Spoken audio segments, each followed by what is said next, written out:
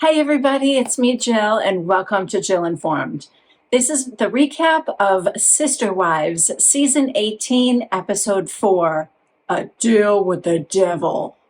All right, we open this episode with Cody telling us that he and Janelle got in their fight 10 days ago and they haven't spoken since. Janelle says, I don't know that this is fixable. I think he's looking for ways to get rid of me.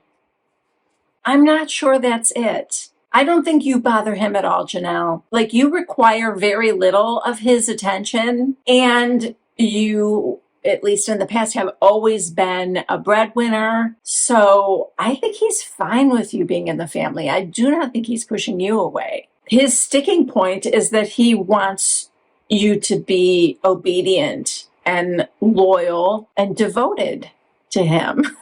So if you decided to be all of those things, he'd be fine with you staying in the family. It's just Christine and Mary who are like requiring him to be intimate with them. That he does not want. He just wants Robyn. But you, Janelle, because like you couldn't care less if he stayed at your house. He's fine with you being in the family. Also, side note, Janelle, God bless her. Can she not extend her arm out far enough for this like selfie confessional to include her whole head? Come on, girl. It just has to be your head, but like your whole head. You know, you can get a selfie stick for like under $10, but you know, Janelle is on a budget. So these confessionals will be 3 inches from her nose. She does say that she thinks that because Robyn is the only one who lives the way he wants to run his family, that he's just kind of writing off all his other children. Yeah, see, that's the thing. It isn't just the wives that he wants out of his life. He wants anyone, even his own children, who don't, obey and devote themselves to him, well, to just go away. They can just go away. And it's so bizarre because this has never been the way Cody was, ever. It was kind of the thing that made this particular plural family palatable for, like mainstream people like us. I found it to be like the only thing that like didn't make this whole thing just completely disgusting was that each of these wives, they had a voice. They seemed pretty independent. They got their way sometimes, even when it wasn't something Cody wanted. So it was like, okay. I mean, I still don't get sharing the husband. I never will. That's just not my thing. But I was beginning to understand how this family dynamic functioned. And it's easy to blame every single thing on Robyn because, she mostly deserves it. But I have to say, I don't think Robyn liked it. I don't think Robyn thought that the other wives respected Cody enough. And I think she started, planting little seeds in his head that your wives should treat you with reverence, wives should obey. And, I think she was a little bit more into the religion than even Cody was. And so she was probably, this is just my speculation, but I have a feeling she was kind of reminding Cody of how this is supposed to go. And, your wives are a little too independent. So her, kind of being in his ear constantly, I think that's the reason that now Cody, I'm the head of this household, and I should have done things different a long time ago. I could be wrong, but I think those are Robyn's words. Cody used to laugh about it when he would get outvoted for something. Like he was more easygoing. Anyway, this confessional of Janelle's is really sad because now she's crying. And, unlike Robyn, Janelle never cries. I don't think I've ever seen her cry in 18 seasons or show much of any emotion, if I'm being honest. But she is fearful of her financial situation. She says, Christine had the house. I have nothing. Side note, the RV was a bad idea, Janelle. I know you've always dreamed of having a fifth wheel, but that just ended up being a bad idea. First of all, don't they depreciate like a car? If you had bought a house, at least that would, appreciate over time. But this thing, I don't know if you can even sell it for what you bought it for, but I think you should sell it as soon as you can. use whatever money you get from that to buy a little place. I don't know, Utah. I don't know if the cost of living is better there than it is at Flagstaff, but don't stay in Flagstaff. As beautiful as it is, and oh my God, every time they show these scenes, it's like someplace I would love to live, except for the snow. But it is not cheap, and housing is not cheap. So I think find a place, near Christine or other family that you might have. Go to North Carolina, maybe. Be near Maddie and your grandkids. Buy a little condo for yourself in Savannah, and I don't know. I just think the RV was a bad idea, but I understand why she did it too, because she wanted to live on Coyote Pass, even though they couldn't build anything until it was paid off. Her idea was, if I just park my little house on the land, it's going to be sort of a catalyst to get people going here, which of course it was not. And then I don't think she realized that she couldn't leave it parked there year round. So she had to put it in storage for the winter. I don't think she was thinking that through, is what I'm saying. Plus, Robyn is in that McMansion. I don't think she has any desire to move. She had said, well, this is back when I didn't know Robyn was being manipulative. She acted like she didn't want to even move to Flagstaff because she thought that their permanent home was now in Las Vegas. And because Robyn knows that before she came into the family, that they moved 12 times. They were constantly packing up and moving. So she just wants to make roots somewhere and never move again. But now I feel like that was all for the cameras, and that she was probably the catalyst for everybody moving to Flagstaff because Dayton was going to school there, her son. And she wanted to be near him or have him live near home. I don't know. But now she's in this big $1 million house, and I think she's content to stay there. And by proxy, so is Cody. So, Janelle, I don't know. I don't know. I think I heard they have now paid off this land, but that kind of shocks me. And nothing, people that live in the area are saying it's just become kind of a dumping ground. They've got a bunch of things stored there, but there's been no movement in terms of building. And besides, who would they be building for now? There's no reason to build. Mary and Cody have put out a joint statement that they've both agreed to separate. So Robyn's the only wife left.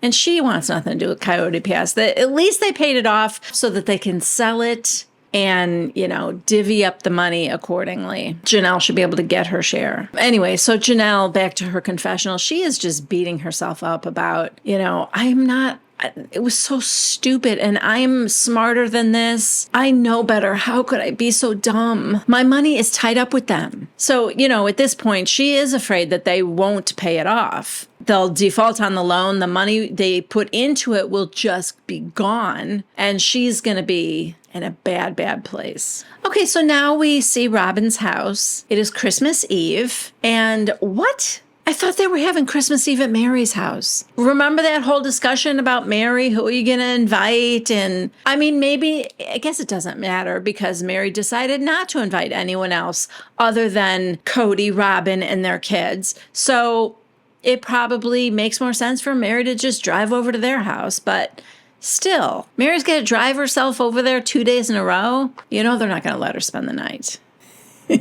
So in Mary's confessional, she's like, everything is just so weird. I feel really just stuck in the middle. No, Mary, you could have invited Janelle and her kids who are in town to your house for Christmas Eve, but you chose not to because your friend Robyn and her husband Cody and their kids didn't want them around. You are not in the middle. You are firmly in camp Cody and Robyn. Yeah, you chose team Rhodey or Cobbin. So then in Cody's confessional, he said, it's just not as Christmassy as it should be. Yeah, you think? You have about 1/5 of your children with you. Meanwhile, in Salt Lake City, we check in with Christine.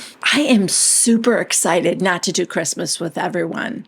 Are you kidding? This is going to be the best year yet.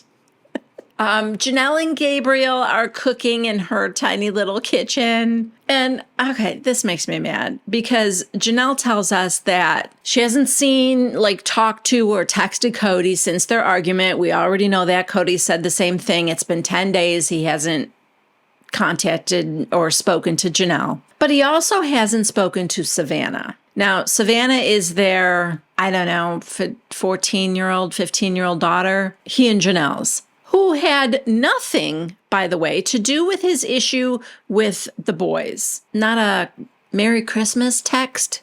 Nothing, Cody? So Janelle says that she takes the marriage covenant very seriously, and that even though she does not want Cody back, she can't just walk away. Her faith doesn't allow her to just leave either. So I don't know if she's going to be milling around like Mary. God, I hope not. I mean, she'll never be like Mary because she doesn't really want Cody either. But I mean, are they just going to be in this limbo state then? Because they're not legally married. I don't really know. I'm not sure, what the religion would think of them just living separate lives, Anyway, she said that she boxed up his stuff and he never came to pick it up, so she put it in storage.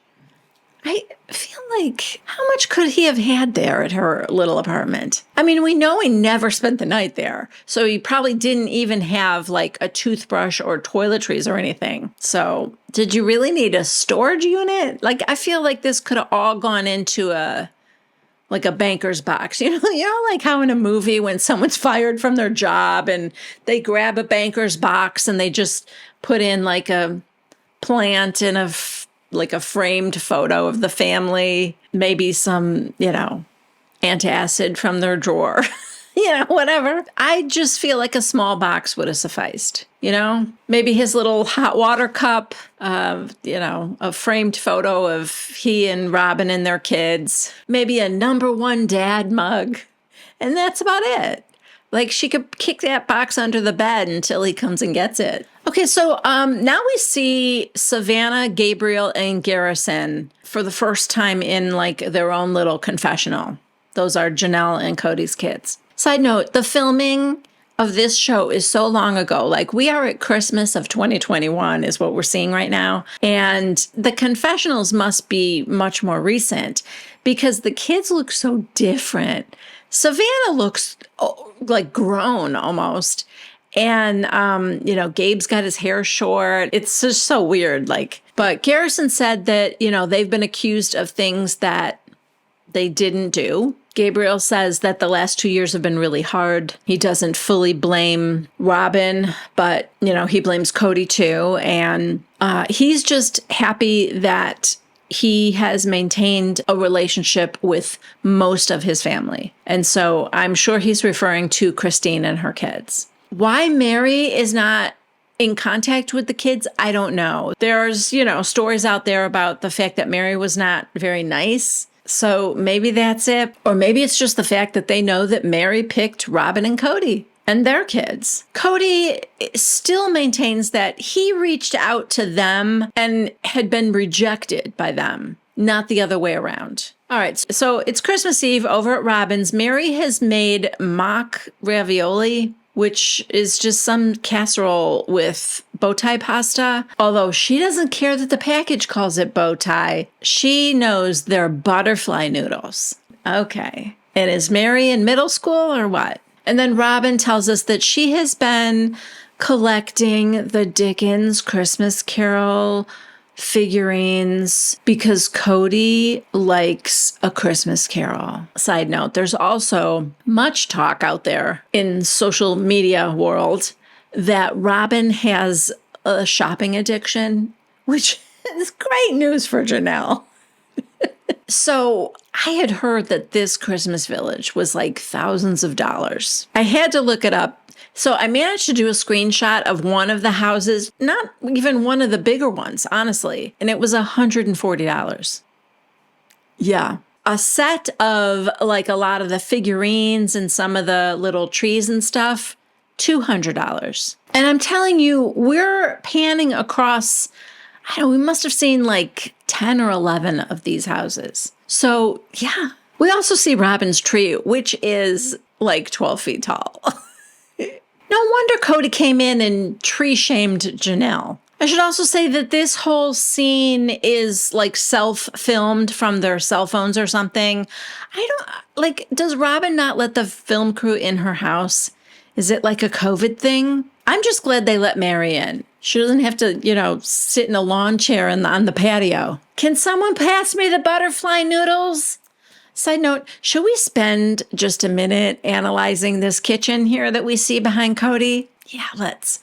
First thing I notice is a 4-foot by 2-foot painting hanging on a patch of wall that's about 4.5 feet by 2.5 feet. She does not want an inch of wall space to show. Is this her way of getting around painting? Maybe they moved in and there were a lot of marks on the walls. Robyn doesn't like to paint. I don't know.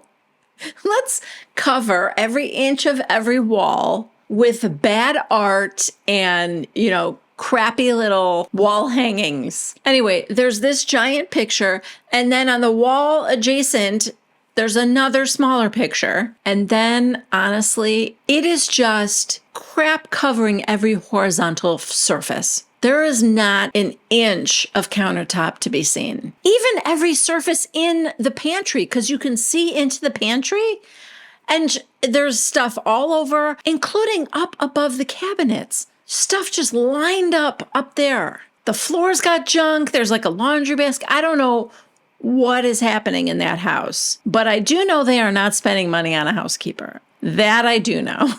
Or she's really bad at her job, because this is Christmas Eve. You would at least straighten up a little, no? Well, I guess no one's coming over, except Mary, which, same thing. Oh my God, sorry, one more picture. I can't get over this house, you guys. Now I know why Robyn won't film in her house, because we will all pick it to shreds. I just have to mention this because did she really need another 4-foot canvas above the china cabinet? We couldn't just leave that wall space alone. Did the wall look too bare? What? All right. So Mary's tradition of giving all of the kids Christmas jammies has turned into giving Robyn's kids Christmas blankets. Now in Cody's confessional, he at least acknowledges that it must be weird for Mary to be spending Christmas with him and his wife. And their kids. Oh, God. I'm sorry. This is so gross.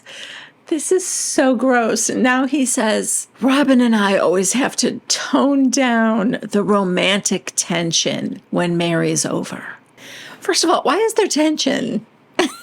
You're just a married couple. You're not both married to other people. Well, you are, technically. It makes it so, creepy to me to say it that way. And then in Mary's confessional, she's like, yeah, Cody doesn't hide things very well. I'm well aware. It's kind of like I'm the other woman. No, it's really not. It's the opposite of that. Cody would be stealing romantic glances at you if you were the other woman. You're just the annoying friend of his wife who can't take a hint that he would like to be alone with his wife. I mean, honestly, wise up, Mary. Call Janelle and Christine, hang out with them. I promise you would have more fun. Now, in Christine's confessional, she's like, so this is the first Christmas that this family is doing things separate. She said, it's just going to be me and my kids here. And ironically, Janelle is also doing a separate Christmas there in Flagstaff with her kids. And then she goes, I have no idea what Mary and Robyn and Cody are doing. Nor does she care. Okay, next we see Mary in the car as she's trudging herself back over to Robyn and Cody's for Christmas Day. I bet Cody can't wait. The guest that can't take the hint. Back for more punishment to watch the sexual tension between Cody and his wife. Yeah. Merry Christmas, Mary. So she's in the car and she tells us that she feels like she and Robyn are the only ones trying to hold this family together.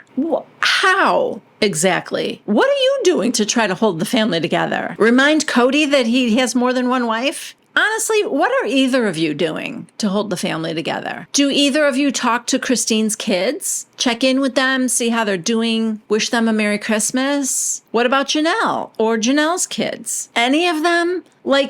You know that Janelle is having problems with Cody right now. Mary, why don't you reach out to Janelle? Did you send all the kids blankets, Mary? I bet you didn't. That would be trying to hold the family together. You and Robyn reaching out to Janelle and Christine's children. Hey, we're all still a family. You want to pick up the slack for Cody, Robyn, because, Cody's got a lot of weight on his shoulders and you want to carry that weight for Cody?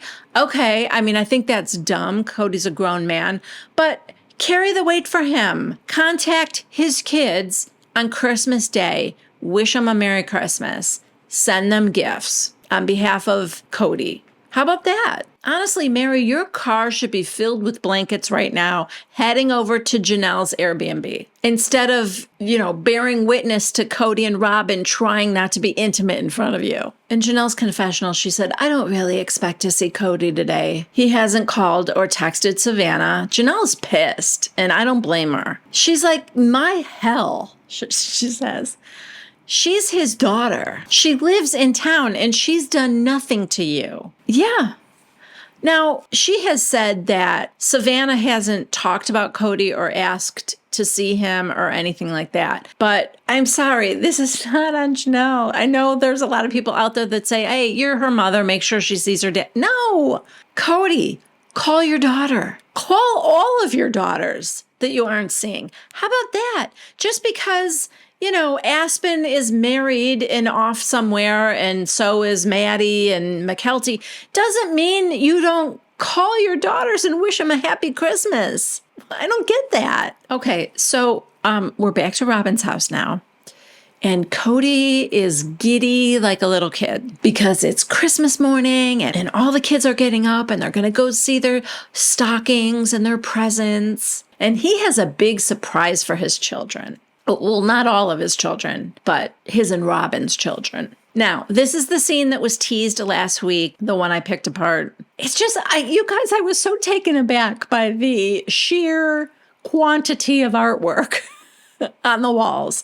Not to mention the art itself, like the deer in the flaming forest and the cocktail on the beach when there's no alcohol in their religion, like those kind of things. It was just very interesting choices and quality, maybe. But it was so much that I almost missed the 7-year-old with the binky in her mouth. Look, my own daughter was a binky girl. I can specifically remember one time driving somewhere and she looking in the rearview mirror and seeing her in the back seat in her car seat with her binky in her mouth. And she must have found another binky that was in the car seat that was left there accidentally.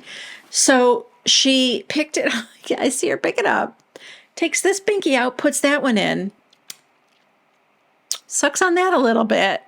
And then the whole ride was sort of a switching off thing. Just double fisting the binkies. But she was 2. And I remember then thinking, oh, we gotta wean her off of these.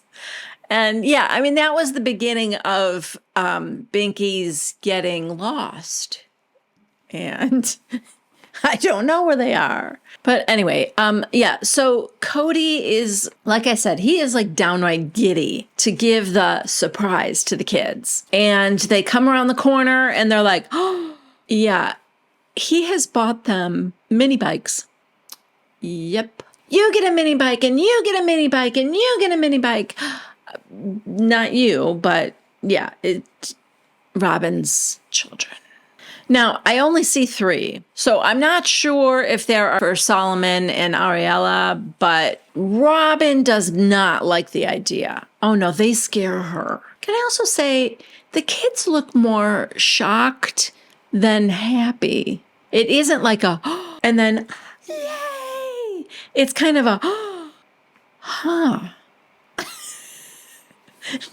Wow, what do you expect us to do with those? Which also, it's pretty on brand for Cody to get them something he would want or he would have wanted as a kid, rather than understanding the personalities of your children and what they might actually want to receive. First of all, Aurora is like 20 years old and has an anxiety disorder. You think she's getting on that thing? And Dayton is in college, for Christ's sake. I don't think he would even fit on this. Also, side note, I just thought of this. You guys can help me in the comments, those of you who are familiar with the show.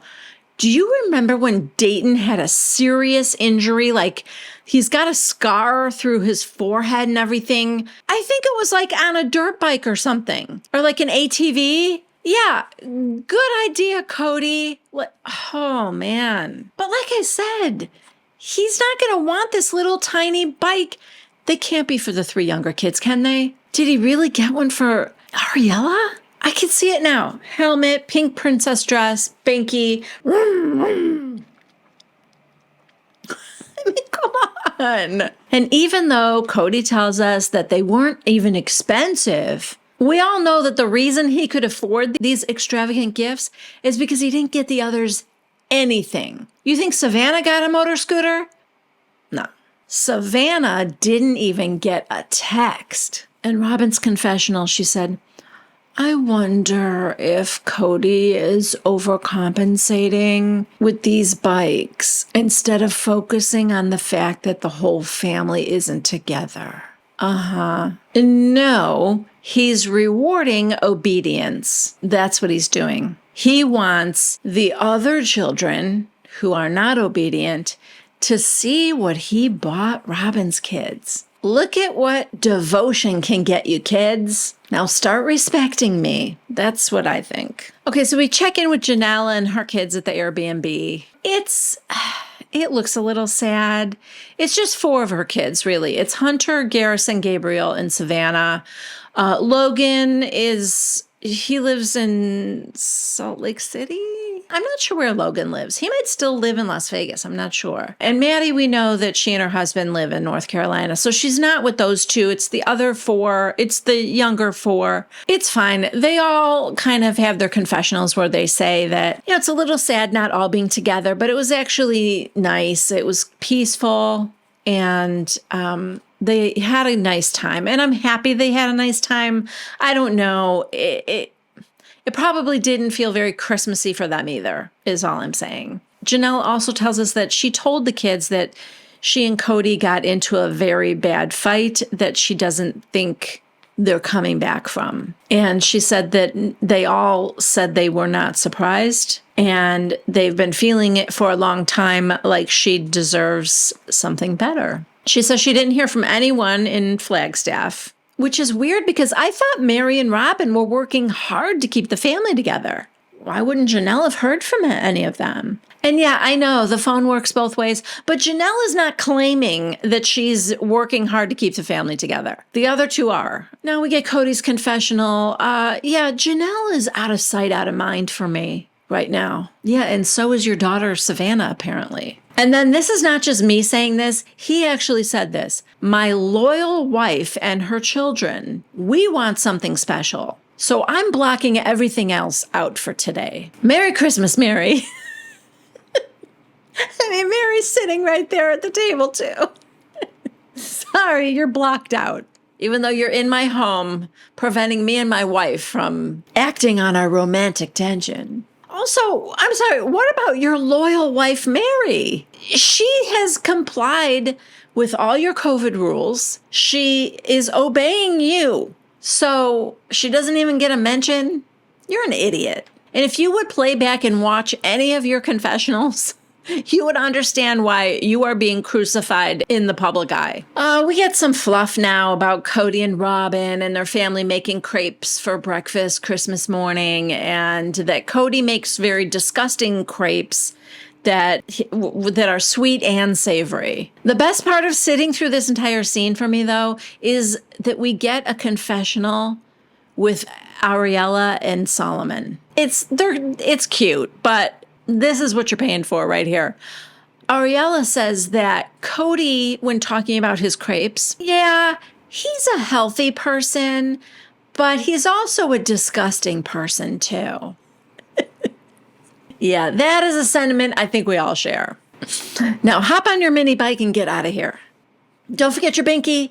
All right, next, the holidays are over, and Cody and his friend Nathan go for a drive. No destination, just Cody needing to have a free therapy session. Fun fact, Nathan's wife is Mary's sister. So Nathan is also his brother-in-law. Also, I feel like I can't really imagine Cody sharing his dislike of Mary to Nathan, or even like really speaks too negatively about her to him, right? Because wouldn't that just get back to Mary's sister? I don't know. Although they all watch the show. Who am I kidding? They know how he feels about Mary. In Nathan's confessional, he said, Cody went public to show the world that plural families can be loving and functional. Now that the world gets to watch what happens when it breaks down, I hope they're compassionate. I mean, we are to Christine and Janelle and to all the children, just not to Cody and Robyn. So Cody is complaining to Nathan again about divorce. And he says, I know Janelle and Robyn are looking at me like, who is this guy? Like they don't even know me. Happy New Year, Mary. You don't even get mentioned as being one of the other wives. I mean, geez, man, you're talking to Mary's brother-in-law. Could you at least include her when you're talking about the other wives? Yeah. Mary is not a single thought in Cody's head, ever. That's what I think. I think he forgot. All right, so Nathan had 2 wives, and I'm assuming that the wife he's still with is Mary's sister. Because if she's anything like Mary, she's still hanging in there with Nathan. So Cody wonders if he can be monogamous. Well, you may not have a choice. Nathan counsels Cody to realize that his other wives have experienced a loss as well. They lost a sister wife when Christine left. Well, look, Janelle has become even closer to Christine, so I don't think she's experiencing a loss. Mary never cared about Christine, so she's not experiencing a loss. And Robyn only pretends to be upset that Christine is gone.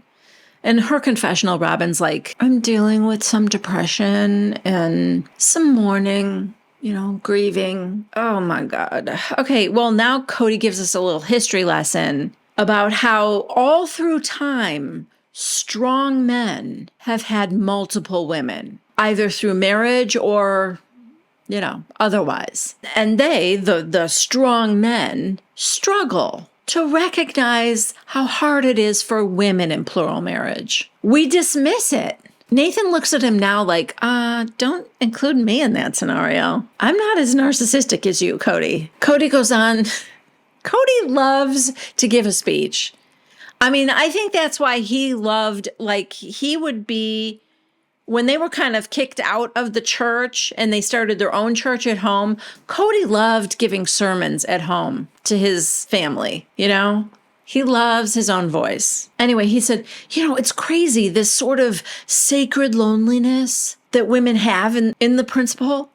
He explains that sacred loneliness is a real term that refers to the fact that their husbands are not around all the time. Well, we get confessionals from the wives. First, Christine, who literally laughs from deep in her gut. Sacred loneliness? Are you fucking kidding me? Like you're supposed to honor the fact that you're lonely? And she just says, I never heard of that term. I think it's stupid. Evidently, Janelle has heard of it. In her confessional, she explains, yeah, it's that you sacrifice some of your emotional needs because you want to live plural marriage. We briefly cut back to Christine, who is still laughing. She can't stop laughing. Janelle ends by saying, I've always thought it was dumb. Sorry.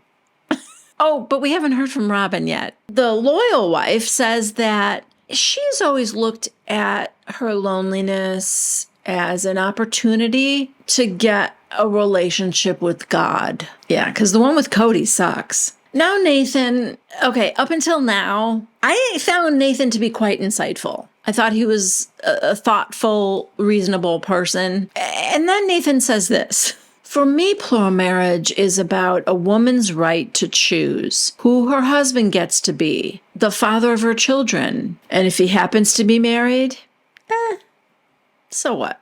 She still gets to choose. Yeah, I feel like there are a lot of women in the world like that, and men, who don't let a little thing like marriage get in the way of choosing a partner. In fact, I think Ryan, the town whore from Orange County, might be a sister wife. Maybe that's the secret Tamara won't tell anyone. And then Nathan hits on a great point. It's often overlooked that it can be very difficult for the guy as well. Yes, this is what I've been saying all along. Why are we as a society always overlooking the needs of men? So overlooked. The forgotten sex. Nathan says that his 2 wives wanted 100% of him, and it was exhausting. They got a break every other day. Did Nathan? No. I don't know what plural wives are complaining about. They get a break. But you know who isn't disagreeing with Nathan right now? Janelle. I promise you, 1/4 of Cody was more than enough Cody for her. That was just the right amount of Cody. 1/4 of him. Well, Cody's opening his stupid mouth again. He says, I courted Mary and I courted Robyn, but both Christine and Janelle asked to be part of the family. Yeah, and so he made them meet some requirements first. First and foremost, take out your earrings. We don't do earrings in this family. Piercing makes him squeamish, other than the one he got for himself, but he doesn't like it. And 2, you need to be committed to me. Janelle explains to us in her confessional, it's improper for a man to be out chasing wives. So normally what happens is a woman will approach the plural family and say, I've had a spiritual revelation. I feel like I'm part of your family. She's like, it's not like Christine and I begged to be in the family. We asked, we were courted, and then we all got married. I realize I keep saying in their confessional because this whole entire show has been really confessionals because they're not together. We're not just witnessing their interactions. We are briefly, but a lot of it is just we're hearing what people have to say in their diary room confessionals. So anyway, this is Cody's now. And he said, everybody seemed happy. Not now. Nobody's happy now. We get flashbacks to happier times with the family. There's a picture from Robyn's wedding day. And boy, hindsight sure is 2020. Let me tell you. How did I miss that Robyn made all the other wives wear brown to her wedding? It's almost as if she's been executing her devious plan to be the favorite wife, like out in the open since day one. There it is in plain sight in all its brown glory. Like, I'd love to see Cody try to be attracted to these women, wrapped in brown from neck to ankles to wrists. In Nathan's confessional, he said, we can deny it to ourselves, but Robyn is in for a ride. And any other wives that stay with him. No, just Robyn. Even if Mary stayed, she wouldn't be in for a ride or anything else from Cody. Robyn tells us that she's never had so many problems in her marriage as she does now. Cody is suspicious of anyone being disloyal to him. Yeah, I still think you put that idea in his head, just saying. Now they all kind of reflect on plural marriage, and Janelle feels like she would do it again. Not with Cody, but with some other family. I don't like that. I feel like it's that Janelle has this thing where she doesn't ever want to be the center of attention. And, a little bit of a husband is fine. She doesn't want a lot of a husband. But I would like to say this to Janelle. You only wanted a little bit of Cody. And everyone understands that. You might fall in love with a man that you enjoy his company all the time. And it won't feel like it's too much for you. And you won't feel like you wish you had other wives that would, take him off your hands for a while. So I hope she finds that for herself. Anyway, in Robyn's confessional about plural marriage, she said that she thinks it can still work. Yeah, you hope. I still maintain that Robyn's behind all this, but the result she wanted was to just be the favorite wife, not the only wife. Be careful what you wish for, Robyn, because now you have Cody all to yourself. And you aren't going to have Janelle's paycheck either to help, with your Dickens village. In Christine's confessional, she said that she does believe that there are full functioning plural marriages out there that are working because everybody is working at it. And side note, TLC never misses an opportunity to do Christine dirty by showing her in the most hideous wedding dress ever. Now, I say that knowing that somebody made it, like I think her mom made it for her, so I feel bad about that, but also, come on. Look at it. Why would you put your daughter in that? Anyway, and then we finally get Mary's about plural marriage, and she said that I don't blame polygamy for this family falling apart. I think it was personalities, specifically Cody's. And then she said that as far as Cody is concerned, I think he regrets marrying Christine. I don't know if he regrets marrying Janelle, but I know for a fact 100% that he regrets marrying me. Oh, so why stay though? I can't understand it. All right, so now in Cody's confessional, we hear about his struggle now. I want to grow horns right now so bad. I want to say mean things. I want to be a jackass. Well, mission accomplished. And you'd know that if you would watch your own confessionals back. Yet he is fighting this urge within to be ugly and sinister. And he thinks, well, I should just be the devil I think I am right now. Yeah. He talks about the urge to run away, start over, run away from everything. What stops him is that he would be leaving his two youngest children, who are the only ones that love him still. Okay, well, I mean, Ariella thinks you're a disgusting person, so maybe one child. No, I'm kidding. What about Aurora? I know that's not your blood child, but you did just have a daddy-daughter day piercing her ears. And Robyn, what about Robyn? Who is obedient and loyal, and she treats you like her best non-paying customer. What about her? You want to leave all that romantic tension behind? Oh, God. And also, all kidding aside, your other children don't hate you. They love you in spite of the fact that you neglect them, which is even sadder. And then he says he hates his life right now, which is incredibly sad. I don't wish that for anybody, but you could fix that, Cody. You could fix that. Not your marriage with Christine. That's fine. She left. She's divorced. She's much happier now. And of course, now in real life, you are also without Janelle and Mary. But at this point in time, this is 2021 or January of 2022 here, you had a chance to fix everything else. Contact all your children, tell them you love them. All your grown children who have given you grandchildren, contact them all. Wish them a Merry Christmas, tell them how much you love them. You could do this. It's within your power to change this empty, sad feeling you have. I'm just not sure how much control Robyn has over him, if it is Robyn's control that's preventing him from doing those things, if it's his ego that is preventing him from doing those things. I don't know, but it's sad. It's pathetic and sad. What's not sad is that Christine and her kids have arrived at the Airbnb and they are celebrating second Christmas with Janelle and her kids. They immediately get into a fun snowball fight and they're having a blast. We do get Gabe's confessional where he said that he just feels absolutely neglected by Cody and Robyn. In Robyn's confessional, she said, Janelle's boys did not want to be around me or my kids or Cody for Christmas. It was heartbreaking to me. If I thought they would be open, I would have pushed for it.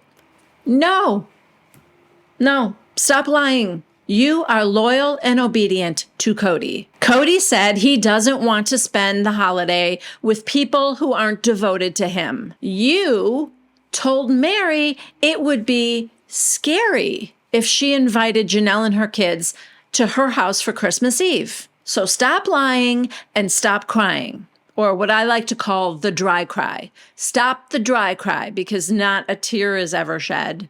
There's never any moisture on a cheek. Nothing. Okay, so next, as we know, it's a few days after Christmas, and McKelty, Isabel, and Truly, those are Christine and Cody's daughters, and McKelty's own daughter, they have gone to Robyn and Cody's to spend time for a second Christmas there at their house. Janelle said still no call or text to Savannah inviting her over as well, which would, they were already there at the Airbnb. They could have put Savannah in the car too. I just don't get that. And I'm sorry, Cody, could your ego not take it if she said no? Because you definitely should have extended the offer. Hey, listen, if Savannah wants to come over too, have her come over with the others. And then if Savannah didn't want to, you just have to be okay with that, Cody. But you need to extend the offer. You're the parent. Anyway, we see some scenes from over there at Cody's. It is very nice for Cody that he gets to see Avalon, his granddaughter. She's beautiful, by the way. So Robyn didn't want Mykelti, Isabel, and Truly to be the only ones opening gifts. So she saved, aka bought more, some gifts for her own children to open together. Some? Wow. Look, are you telling me this is only half of the gifts? Wow, I can't wait to see that there's going to be more mini bikes now. Oh, wait, no? Truly and Isabel aren't getting mini bikes? Huh, that's weird. Weird. I'm so surprised. Oh my God. Well, Cody and Robyn have to contain their sexual tension again. Yeah, Robyn is standing and Cody's like, why are you just standing? Because all the seats were taken. And he's like, come sit here with me, like on his lap or share the chair with him. They'd be all cozy in there. And she won't do it. Not in front of Mykelti and Isabel and Truly. She does end up like just kind of sitting on the very, very edge of his chair. But yeah. Also, I can't help but notice that Mary didn't get invited to second Christmas either. So, Merry Christmas, Mary. No. Anyway, that was it for episode 4. I hope you guys liked this recap. If you did, please give it a thumbs up. If you have yet to subscribe to my channel, please consider doing so. And by clicking on the bell icon, you will be notified every time I post something new here on my channel. Also, for those of you who are new here, I am an Amazon affiliate. And if you click on any of the items I have listed in the description box below, that will take you to Amazon. You don't have to purchase that particular gift, but as long as you stay logged into Amazon, anything that you purchase during that session, I will earn a small percentage of. So thanks in advance for that if you are an Amazon shopper. That's it for me. I love you guys and I hope I see you next week. Bye.